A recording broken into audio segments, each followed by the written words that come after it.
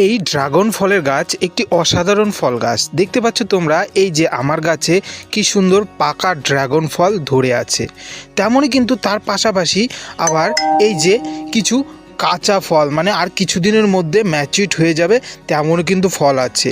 ফলের বন্ধুরা আকার বা সাইজ দেখতে পাচ্ছ, সুন্দর হয়েছে। এই রকম কিন্তু গাছ ভরে একটা পাকা আছে, তারপরে কিছুটা বড় হয়েছে, এমন ফল আছে।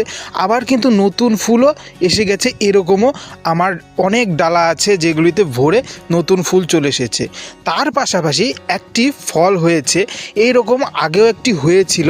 তোমাদের যদি গাছ থাকে, তাহলে যদি এই রকম ফল থাকে তাহলে তোমরা অবশ্যই জানবে, মানে ডগার সামনের থেকে ফলটা বের হয়েছে। এরকম সাধারণত হয় না, আমার গাছের ফল সাধারণত গোল রকমের হয়, মানে এই যে সামনে ডগার থেকে বের হয়েছে দেখে একটু এটি লম্বাটে টাইপের হয়েছে।